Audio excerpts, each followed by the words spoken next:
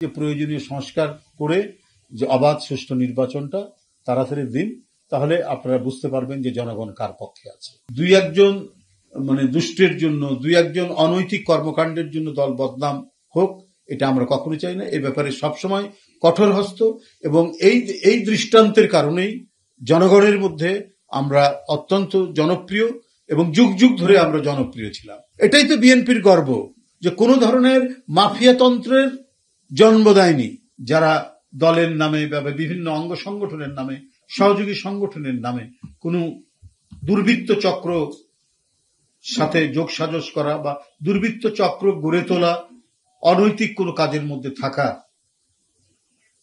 এগুলো আমরা সন্ধান করে বা এই ঘটনা জানতে পেরে সাথে সাথে তার ব্যবস্থা নিয়েছে। এই ক্ষেত্রেও বাংলাদেশ জাতীয়তাবাদী দল এবং এর নেতৃবৃন্দ আপোষহীন। বিএনপির ভারপ্রাপ্ত চেয়ারম্যান একেবারে জিরো টলারেন্স নিয়ে এই কাজটি করেছেন। ইতিমধ্যে আপনারা জানেন যে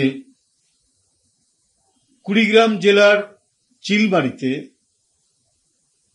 কমিটি গঠনকে কেন্দ্র করে মশাল মিছিল, ভাঙচুর, নিজ দলীয় কর্মীদের গায়ে আঘাত করা ইত্যাদি ঘটনা ঘটিয়েছে। আমরা সাথে সাথে বিষয়টি জানতে পেরে, অভিযোগ থাকতে পারে, কোন বিষয়ের অভিযোগ থাকতে পারে, তার একটা প্রপার চ্যানেল আছে। অভিযোগ জেলার কাছে দেবে, জেলা যদি সেখানে কোনো কাজ না হয় কেন্দ্রে দেবে, ভারপ্রাপ্ত চেয়ারম্যান বরাবর দিতে পারে, সেখানে সেটার উপরে আপনার আলোচনা হতে পারে, তদন্ত হতে পারে, খতিয়ে দেখা যেতে পারে। সেটা না করে হাতে আইন তুলে নিয়ে নিজ দলেরই প্রতিপক্ষকে ঘায়েল করার মতো এই ধরনের হীন হিংসাশ্রয়ী কাজ হতে পারে না। এই কারণে কুড়িগ্রাম জেলা থেকে চিলমারী উপজেলা শাখার যুগ্ম আহ্বায়ক মোহাম্মদ সাইদ হোসেন পাখিকে তার প্রাথমিক সদস্য পদ সহ সকল পর্যায়ের পদ থেকে অব্যাহতি দেওয়া হয়েছে। এছাড়াও চিলমারী উপজেলা শাখার সদস্য আব্দুল মতিন শিরিন, তাকেও প্রাথমিক সদস্য পদ সহ সকল পর্যায়ের পদ থেকে অব্যাহতি দেওয়া হয়েছে। তারও সংশ্লিষ্টতা রয়েছে গতকাল চিলমারী জেলায় বিভিন্ন সহিংস ঘটনার সাথে সম্পৃক্ত থাকা। আমরা তাৎক্ষণিক তদন্তে যেটা জানতে পেরেছি, আমরা সেই খবর পেয়ে আমরা জেলাকে নির্দেশ দিয়েছিলাম, এবং বিষয়টি আমাদের ভারপ্রাপ্ত চেয়ারম্যান মহোদয় তিনি জেনেছেন, তিনি নির্দেশ দিয়ে দিয়েছেন যে তাদেরকে দল থেকে সাংগঠনিক ব্যবস্থা নেওয়ার জন্য, এবং ইতিমধ্যে তাদেরকে অব্যাহতি দেওয়া হয়েছে দল থেকে। এছাড়াও কুমিল্লা দক্ষিণ জেলার কোতোয়ালি থানা, মডেল থানার পান্থ থুবি ইউনিয়ন দক্ষিণ বিএনপির সাধারণ সম্পাদক খোকন মিয়া, তাকে দল থেকে বহিষ্কার করা হয়েছে। সে দলের নামে বিভিন্ন সন্ত্রাসী কর্মকাণ্ড, অস্ত্রবাজির সাথে যুক্ত ছিল, তার ছবি সহ পাওয়া গেছে, এবং সাথে সাথেই আজকে তাকে বহিষ্কার করা হয়েছে। বহিষ্কার করা হয়েছে ইব্রাহিম হাওলাদার নামে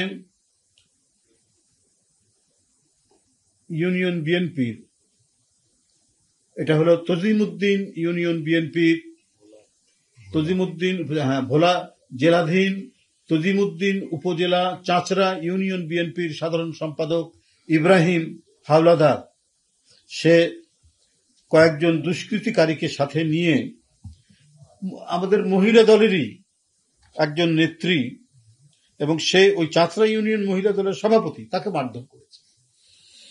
এটা কত বড় আপনার অনৈতিক এবং কাপুরুষোচিত কাজ। তাকে আজকে সাথে সাথেই বহিষ্কার করা হয়েছে।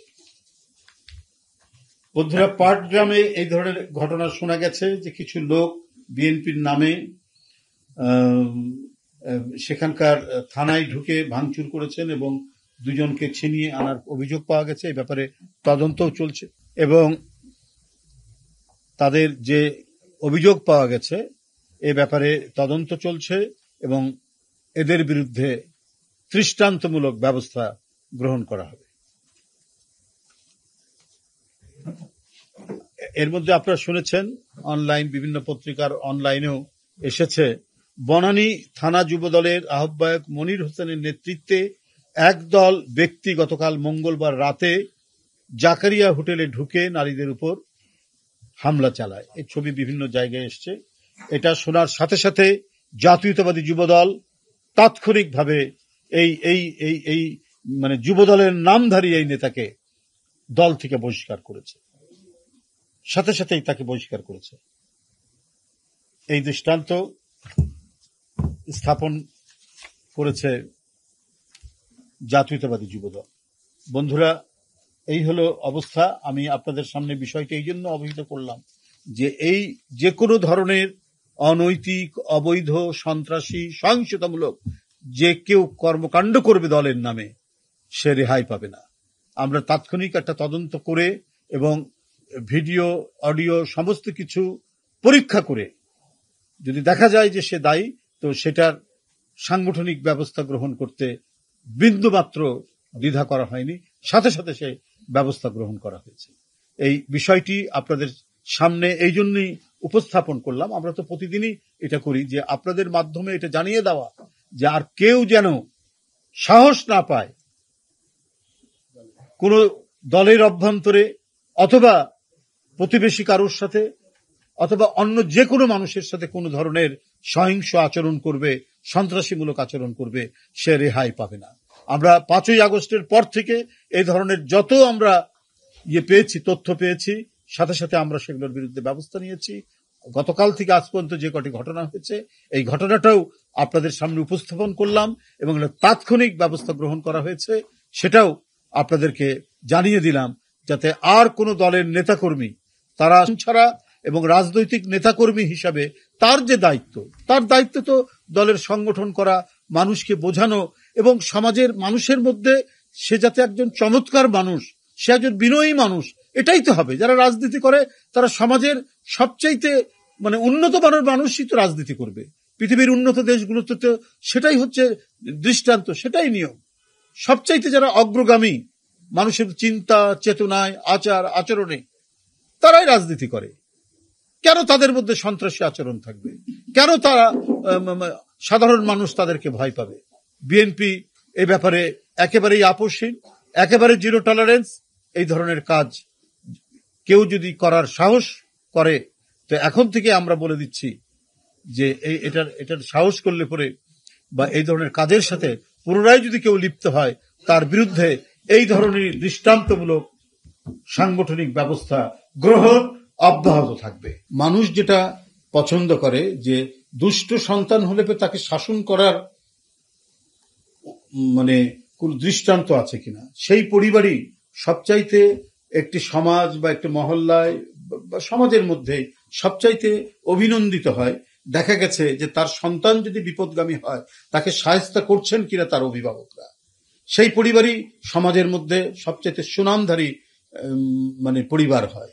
তো সেই ক্ষেত্রে বিএনপির যে দৃষ্টান্ত, আরো তো রাজনৈতিক দল আছে, তাদের কথাও আমরা শুনেছি, নানাভাবে নানা জায়গায় বহু হুমকি ধামকির কথাও আমরা শুনেছি, কিন্তু আমরা সেরকম উল্লেখযোগ্য দৃষ্টান্তমূলক কিছু দেখিনি।